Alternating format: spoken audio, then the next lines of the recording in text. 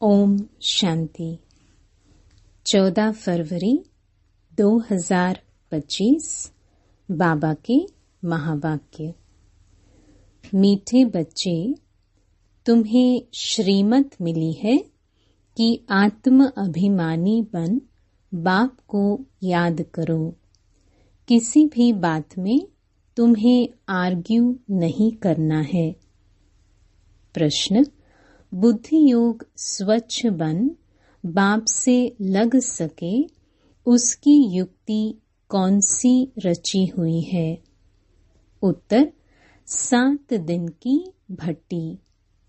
कोई भी नया आता है तो उसे 7 दिन के लिए भट्टी में बिठाओ, जिससे बुद्धि का किचड़ा निकले और गुप्त बाप, गुप्त पढ़ाई और गुप्त वर्षे को पहचान सके। अगर ऐसे ही बैठ गए तो मूंझ जाएंगे, समझेंगे कुछ नहीं। गीत: जाग सजनिया जाग। ओम शांति। बच्चों को ज्ञानी तो आत्मा बनाने के लिए ऐसे ऐसे जो गीत हैं वह सुनाकर फिर उसका अर्थ करना चाहिए, तो वाणी खुलेगी। मालूम पड़ेगा कि कहाँ तक सृष्टि के आदि मध्य अंत का ज्ञान बुद्धि में है।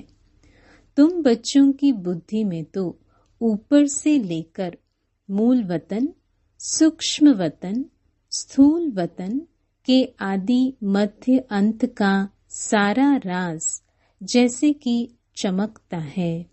बाप के पास भी यह ज्ञान है जो तुमको सुनाते हैं। यह है बिल्कुल नया ज्ञान। भल शास्त्र आदि में नाम है, परंतु वह नाम लेने से अटक पड़ेंगे, डिबेट करने लग पड़ेंगे। यहाँ तो बिल्कुल सिंपल रीति समझाते हैं। भगवान वाच, मुझे याद करो, मैं ही पतित पावन हूँ। कभी भी श्री कृष्ण को व ब्रह्मा विष्णु शंकर आदि को पतित पावन नहीं कहेंगे। सूक्ष्म वतन वासियों को भी तुम पतित पावन नहीं कहते हो, तो स्थूल वतन के मनुष्य पतित पावन कैसे हो सकते? यह ज्ञान भी तुम्हारी बुद्धि में ही है। शास्त्रों के बारे में चास्ती आर्ग्यू करना अच्छा नहीं है। बहुत वाद विवाद हो जाता है। एक दो को लाठियां भी मारने लग पड़ते हैं। तुमको तो बहुत सहज समझाया जाता है। शास्त्रों की बातों में टू मच नहीं जाना है। मूल बात है ही आत्म अभिमानी बनने की। अपने को आत्मा समझना है और बाप को याद करना है। यह श्रीमत है मुख्य, बाकी है डिटेल। बीज कितना छोटा है, बाकी झाड़ का विस्तार है। जैसे बीज में सारा ज्ञान समाया हुआ है, वैसे यह सारा ज्ञान भी बीज में समाया हुआ है। तुम्हारी बुद्धि में बीज और झाड़ आ गया है। जिस प्रकार तुम जानते हो और कोई समझ न सके। झाड़ की आयु ही लंबी लिख दी है। बाप बैठ बीज और झाड़ व ड्रामा चक्र का राज समझाते हैं। तुम हो स्वदर्शन चक्रधारी। कोई नया आए, बाबा महिमा करे कि स्वदर्शन चक्रधारी बच्चों, तो कोई समझ न सके। वह तो अपने को बच्चे ही नहीं समझते हैं। यह बाप भी गुप्त है तो नॉलेज भी गुप्त है, वर्षा भी गुप्त है। नया कोई भी सुनकर मूंझ पड़ेंगे, इसलिए 7 दिन की भट्टी में बिठाया जाता है। यह जो 7 रोज भागवत व रामायण आदि रखते हैं, वास्तव में यह इस समय 7 दिन के लिए भट्टी में रखा जाता है तो बुद्धि में जो भी सारा किचड़ा है वह निकाले और बाप से बुद्धि योग लग जाए। यहाँ सब है रोगी। सतयुग में यह रोग होते नहीं। यह आधा कल्प का रोग है।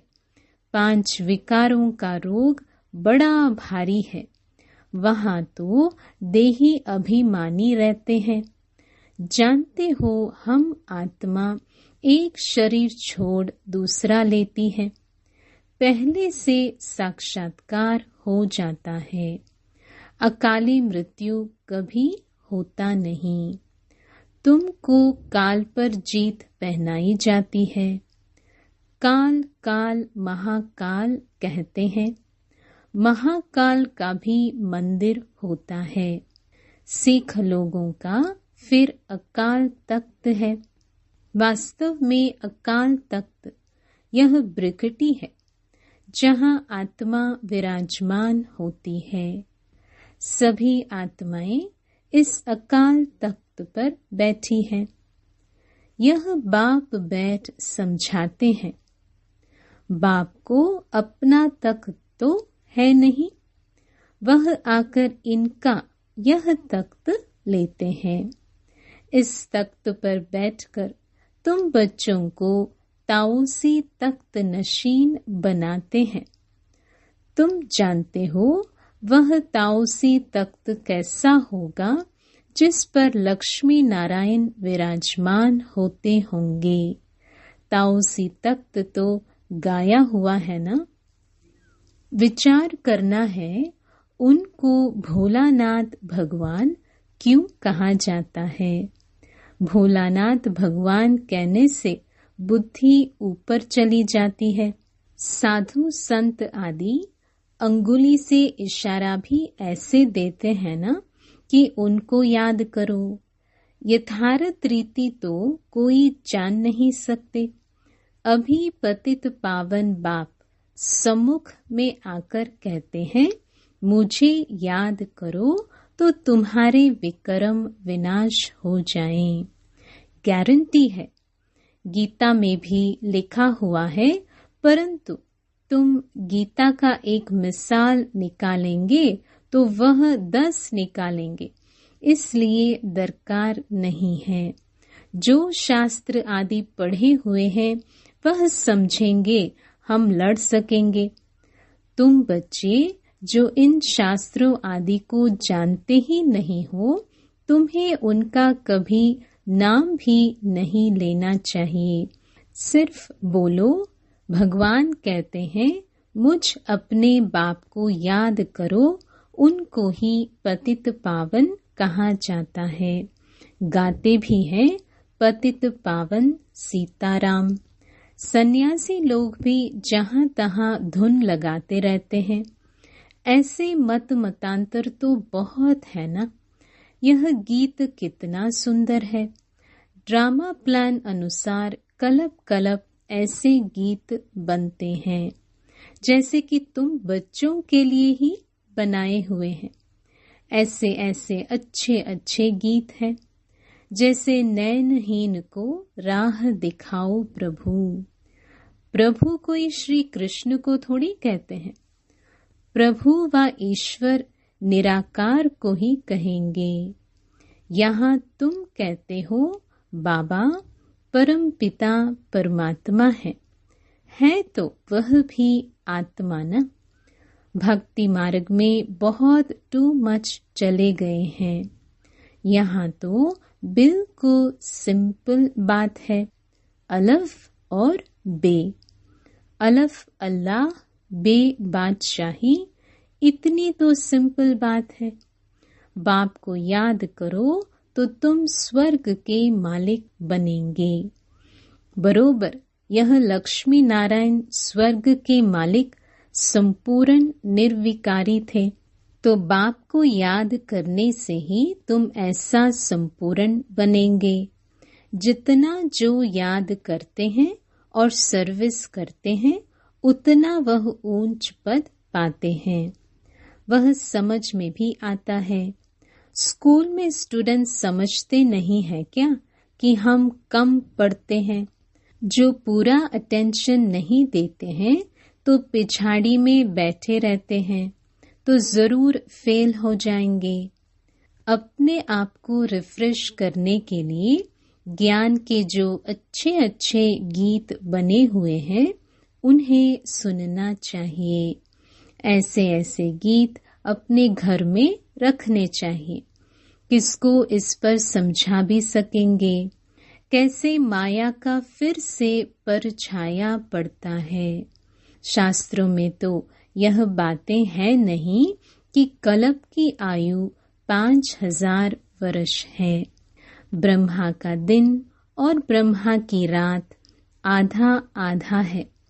यह गीत भी कोई ने तो बनवाए हैं।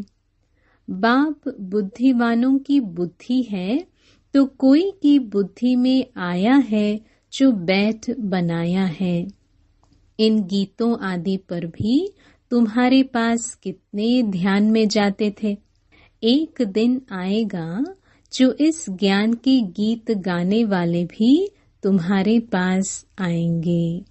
बाप की महिमा में ऐसा गीत गाएंगे जो घायल कर देंगे।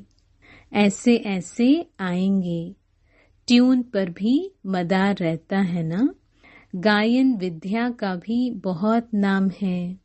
अभी तो ऐसा कोई है नहीं।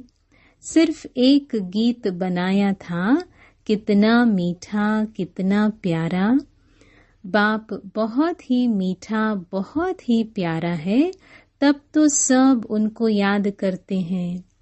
ऐसे नहीं कि देवताएं उनको याद करते हैं। चित्रों में राम के आगे भी शिव दिखाया है। राम पूजा कर रहा है। यह है रॉन्ग। देवताएं थोड़ी किसको याद करते हैं। याद मनुष्य करते हैं। तुम भी अभी मनुष्य हो, फिर देवता बनेंगे। देवता और मनुष्य में रात दिन का फर्क है। वही देवताएं फिर मनुष्य बनते हैं। कैसे चक्र फिरता रहता है किसको भी पता नहीं है। तुमको अभी पता पड़ा है कि हम सच सच देवता बनते हैं। अभी हम ब्राह्मण हैं, नई दुनिया में देवता कहलाएंगे। अभी तुम वंडर खाते हो। यह ब्रह्मा खुद ही जो इस जन्म में पहले पुजारी था, श्री नारायण की महिमा गाते थे। नारायण से बड़ा प्रेम था। अब वंडर लगता है हम सो बन रहे हैं, तो कितना खुशी का पारा चढ़ना चाहिए। तुम हो अननोन वॉरियर्स, नॉन वायलेंस। सचमुच तुम डबल अहिंसक हो। ना काम कटारी ना वह लड़ाई। काम अलग है, क्रोध अलग चीज है।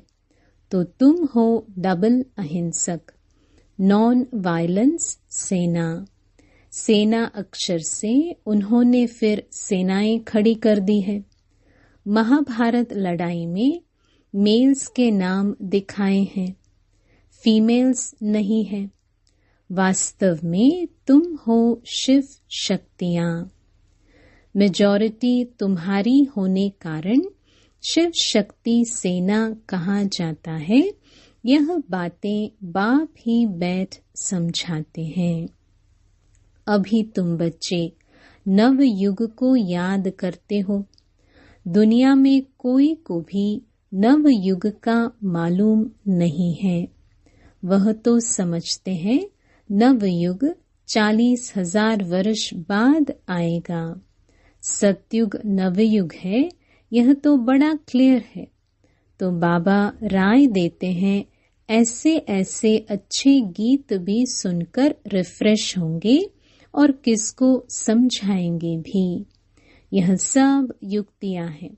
इनका अर्थ भी सिर्फ तुम ही समझ सकते हो। बहुत अच्छे अच्छे गीत हैं अपने को रिफ्रेश करने के लिए। यह गीत बहुत मदद करते हैं। अर्थ करना चाहिए तो मुख भी खुल जाएगा, खुशी भी होगी। बाकी जो जास्ती धारणा नहीं कर सकते हैं उनके लिए बाप कहते हैं घर बैठे बाप को याद करते रहो। गृहस्थ व्यवहार में रहते सिर्फ यह मंत्र याद रखो, बाप को याद करो और पवित्र बनो। आगे पुरुष लोग पत्नी को कहते थे भगवान को तो घर में भी याद कर सकते हैं, फिर मंदिरों आदि में भटकने की क्या दरकार है। हम तुमको घर में मूर्ति दे देते हैं, यहाँ बैठ याद करो, धक्का खाने क्यों जाती हो। ऐसे बहुत पुरुष लोग स्त्रियों को जाने नहीं देते थे। चीज तो एक ही है, पूजा करना है और याद करना है। जबकि एक बार देख लिया फिर तो ऐसे भी याद कर सकते हैं। श्री कृष्ण का चित्र तो कॉमन है, मोर मुकुटधारी। तुम बच्चों ने साक्षात्कार किया है कैसे वहाँ जन्म होता है, वह भी साक्षात्कार किया है, परंतु क्या तुम उसका फोटो निकाल सकते हो? एक्यूरेट कोई निकाल न सके। दिव्य दृष्टि से सिर्फ देख ही सकते हैं, बना नहीं सकते। हाँ, देखकर वर्णन कर सकते हो, बाकी वह पेंट आदि नहीं कर सकते। भल होशियार पेंटर हो, साक्षात्कार भी करे तो भी एक्यूरेट फीचर्स निकाल न सके। तो बाबा ने समझाया कोई से आर्ग्यू जास्ती नहीं करना है, बोलो तुमको पावन बनने से काम। और शांति मांगते हो तो बाप को याद करो और पवित्र बनो। पवित्र आत्मा यहाँ रह न सके, वह चली जाएगी वापस। आत्माओं को पावन बनाने की शक्ति एक बाप में है और कोई पावन बना नहीं सकता। तुम बच्चे जानते हो यह सारी स्टेज है, इस पर नाटक होता है। इस समय सारी स्टेज पर रावण का राज्य है, सारे समुद्र पर सृष्टि खड़ी है। यह बेहद का टापू है, वह है हद के, यह है बेहद की बात, जिस पर आधा कल्प दैवी राज्य, आधा कल्प आसुरी राज्य होता है। यूं खंड तो अलग अलग है, परंतु यह है सारी बेहद की बात। तुम जानते हो हम गंगा जमुना नदी के मीठे पानी के कंठे पर ही होंगे। समुद्र आदि पर जाने की दरकार नहीं रहती। यह जो द्वारका कहते हैं वह कोई समुद्र के बीच होती नहीं है, द्वारका कोई दूसरी चीज नहीं है। तुम बच्चों ने सब साक्षात्कार किए हैं। शुरू में यह संदेशी और गुलजार बहुत साक्षात्कार करती थी। इन्होंने बड़े पार्ट बजाए हैं, क्योंकि भट्टी में बच्चों को बहलाना था तो साक्षात्कार से बहुत बहुत बहले हैं। बाप कहते हैं फिर पिछाड़ी में बहुत बहलेंगे, वह पार्ट फिर और है। गीत भी है ना, हमने जो देखा सो तुमने नहीं देखा। तुम जल्दी जल्दी साक्षात्कार करते रहेंगे। जैसे इम्तिहान के दिन नजदीक होते हैं तो मालूम पड़ जाता है कि हम कितने मार्क्स से पास होंगे। तुम्हारी भी यह पढ़ाई है। अभी तुम जैसे नॉलेजफुल हो बैठे हो, सभी फुल तो नहीं होते हैं। स्कूल में हमेशा नंबरवार होते हैं। यह भी नॉलेज है। मूल वतन, सूक्ष्म वतन, तीनों लोकों का तुमको ज्ञान है।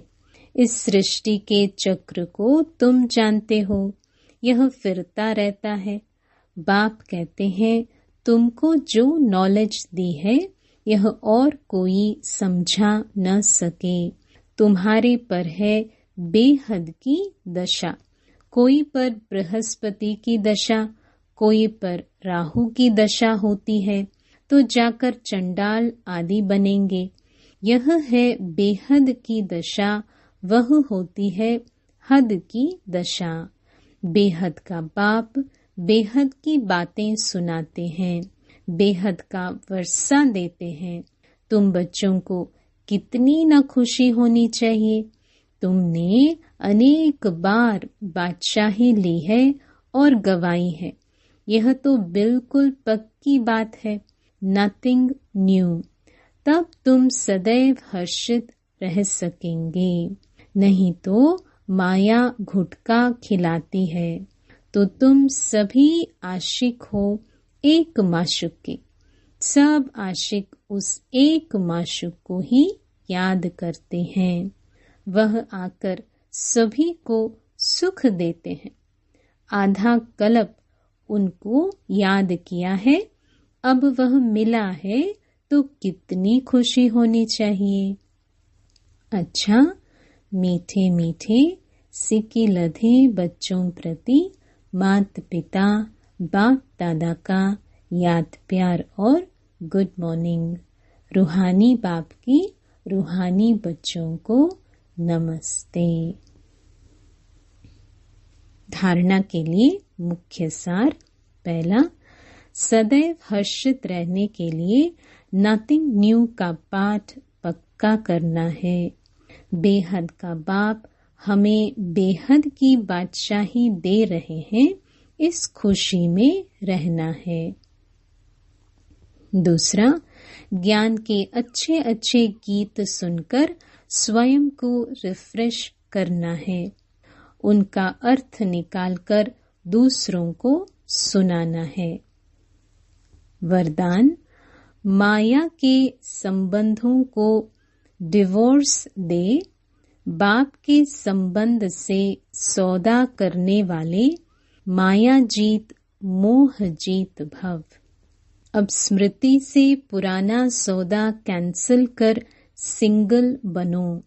आपस में एक दो के सहयोगी भल रहो, लेकिन कंपेनियन नहीं।